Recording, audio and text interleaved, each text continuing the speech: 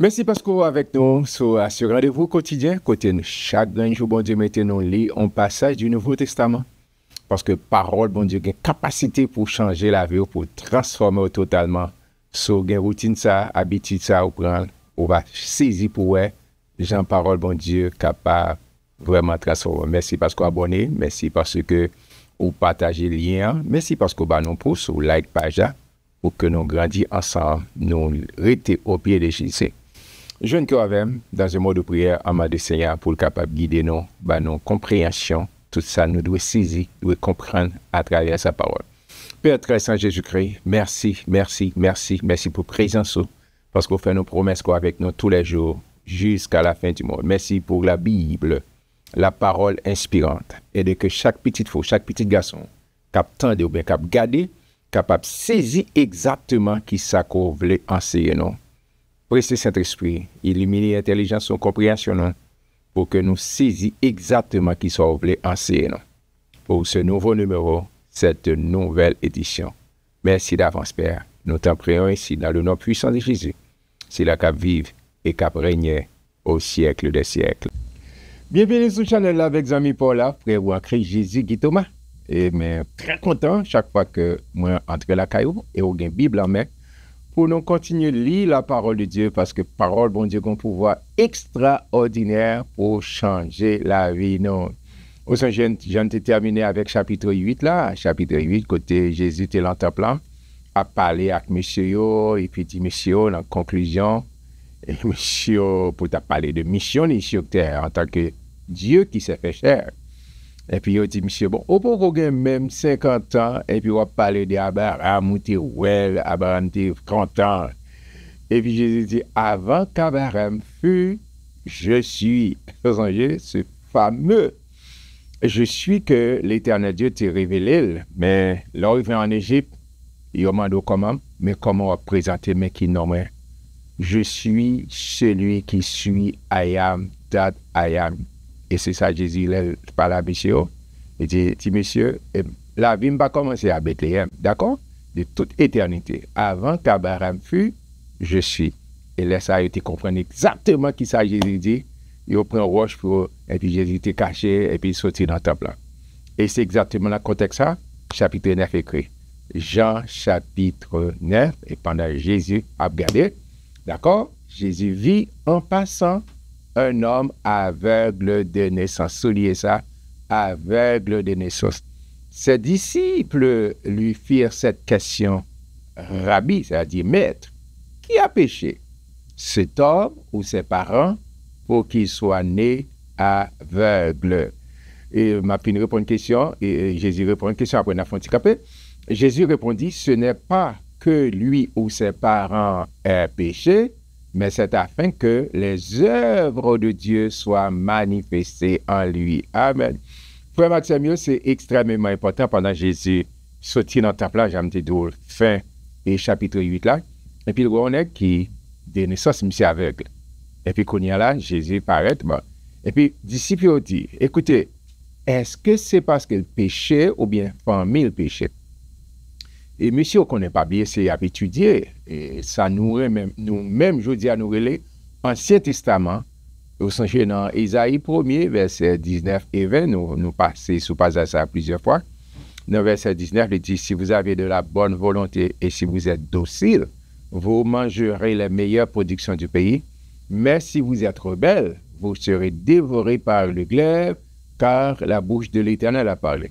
Elle dit qu'on perception que mon gars est gagné, qu'on perception que vous gagnez, et juste, je ne dis pas, il y a des bagages qui veulent la vie, il y a des problèmes ou des difficultés qui gagnent, moun toujours attribué, c'est parce que gon bagay ou mal qu'on fait, gon péché à pratiquer, gon bagay, ça, gon aspect vérité. Mais il n'est pas toujours vrai. Il n'est pas toujours vrai à 100%. On t'a demandé, est-ce que Job t'a fait causer? Est-ce que Joseph t'a fait un bagay qui mal?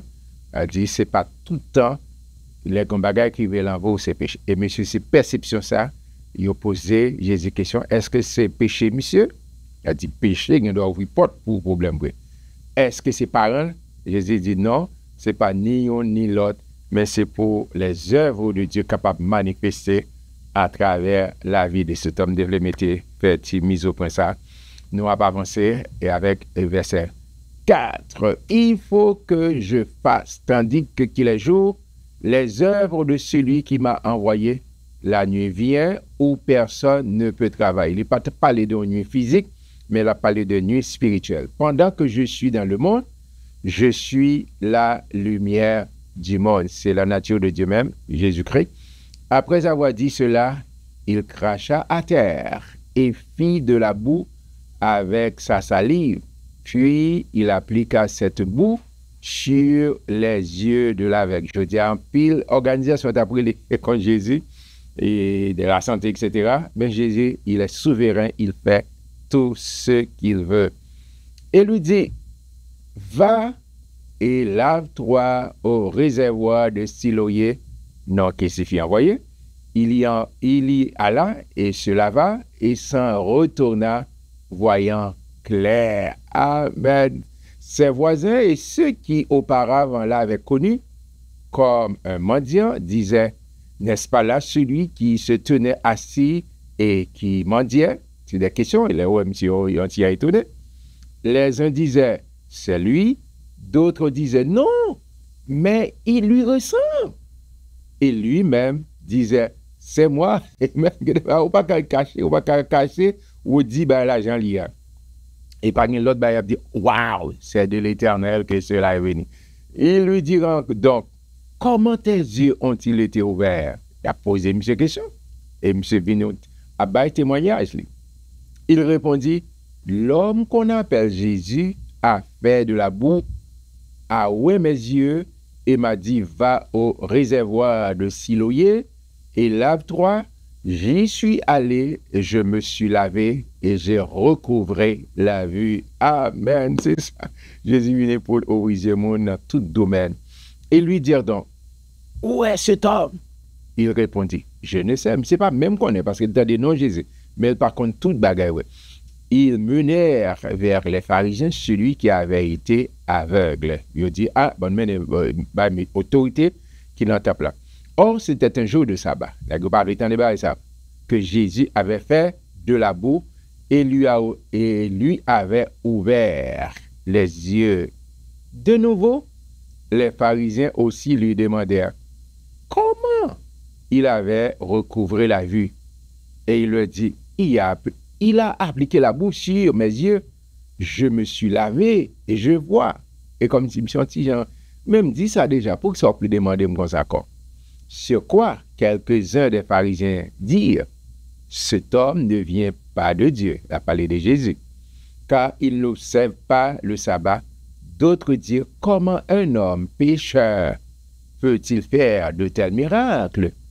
Il y eut division parmi eux. Monsieur Andrieux a posé question, il dit, pourvu que Jésus fait un miracle en jour sabbat, et ce n'est pas vin de Dieu vrai, ce n'est pas un monde qui a appliqué, c'est négocié très croix dans la tradition. Il dit donc encore à l'aveugle, toi, que dis-tu de lui sur ce qui t'a ouvert les yeux?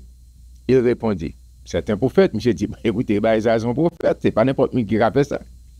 Les Juifs ne crurent point qu'il eût été aveugle et qu'il eût recouvré la vue jusqu'à ce qu'il eût fait venir ses parents. Il dit, bon, ok, nous allons vérifier. N'a fait parents venir pour parents venir témoigner, est-ce que c'est petit, tu vois ça, est-ce qu'il était avec eux? Et ils les interrogèrent, disant, est-ce là votre fils? Que vous dites être né aveugle? Comment donc voit-il maintenant? Comment on nous dit, ouais? Ses parents répondirent, parce que les parents font petit genre, faire politique avec eux. Ses parents répondirent, nous savons que c'est notre fils et qu'il est né aveugle. D'accord? Mais comment il voit maintenant ou qui lui a ouvert les yeux, c'est ce que nous ne savons. Interrogez-le lui-même. Il a de l'âge. Il parlera de ce qui le concerne. Oh, attendez, Mounio, parce que quoi dans le temple là, on te dit, si on a reconnu que Jésus, c'est prophète, c'est bon Dieu, etc., il a expulsé Mounsayo dans le temple là. C'est comme si je dis, c'est qu'on a fait petit blague avec moi. Je dis, si vous faites un blague bien avec Jacques, m'a fait pas bon sincère, m'a fait saisir sincère. C'est une façon comme ça, vous dit, si on a reconnaît Jésus, qui pour ça lié, il dit, ah, il a mis moun ça dehors. Et parent, monsieur ça, qui est attaché, qui est très religieux, qui veut venir participer, il pas il prend chance pour le dire un bagage, le contraire, il dit, ah, ça me connaît, c'est petitement, c'est vrai, mais il était aveugle, Jean-Louis, je ne connais pas qui est-ce qui fait. Mais M. Gazé là, Jean-Mounou t'a dit, il a traversé la rue pour contre lui, il a parlé, il a défendu tête, poser une question, il y a ce grand cas défendu. Amen, mes frères et sœurs. C'est important, notre Jésus, il fait tout à merveille. Ses parents disent cela, mais c'est l'explication morale, et Jean prend le temps pour l'expliquer ça. Ses parents disent cela parce qu'ils créaient les Juifs, car les Juifs étaient déjà convenus que si quelqu'un reconnaissait Jésus pour le Christ, c'est-à-dire le Messie, c'est là qu'il recevra toute autorité et tout pouvoir, il serait exclu de la synagogue. S'il reconnaît que Jésus c'est Seigneur, il y a mis dehors. C'est pourquoi ses parents disent, il a de l'âge, interrogez-le lui-même, quittez-le parler pour traiter, il y a ce grand, il a défendu. Les pharisiens appelèrent une seconde fois l'homme qui avait été aveugle, et ils lui dirent, donne gloire à Dieu. Nous savons que cet homme est un pécheur. Jésus a pris les pécheurs. L'homme répondit, monsieur qui était aveugle là, il répondit, s'il est un pécheur, je ne sais. Je sais une chose, c'est que j'étais aveugle et que maintenant je vois. Amen, amen. Après ça, on dit, c'est Jésus, c'est pécheur. Non, c'est mettez l'embolio. Il lui dit, que t'a-t-il fait? Comment t'a-t-il ouvert les yeux? Il a posé une question pour faire monsieur parler. Monsieur répond, l'aveugle, il leur répondit, je vous l'ai déjà dit et vous n'avez pas écouté. Pourquoi voulez-vous l'entendre encore? Voulez-vous aussi devenir ses disciples? Monsieur dit, j'en avais, c'est humain. Et il dit, bon, nous dit nous ça combien de fois, nous continuons à poser les mêmes questions, c'est comme si nous ne pas t'attendait. Il lui injuriait, il dit, c'est toi qui es son disciple. Nous sommes disciples de Moïse. C'est législateur, il y a plus quoi dans la loi. Nous savons que Dieu a parlé à Moïse, mais celui-ci a parlé de Jésus. Nous ne savons d'où il est, qui côté il est sorti.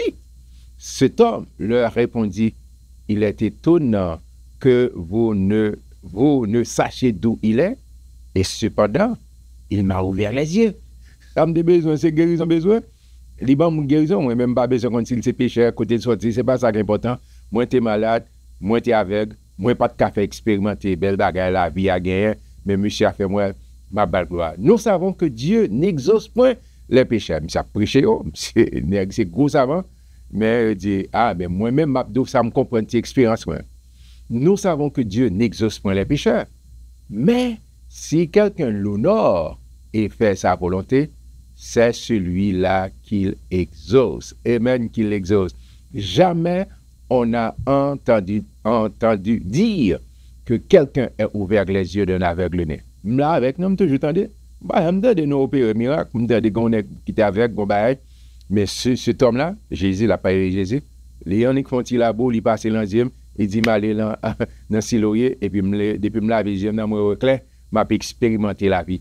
Si cet homme ne venait pas de Dieu, il ne pourrait rien faire. Monsieur a prêché l'évangile. Mais c'est ça qui, soi-disant, des grands lecteurs, mais ils n'ont pas saisi entendement, ils n'ont pas ouvert pour comprendre les œuvres de Dieu.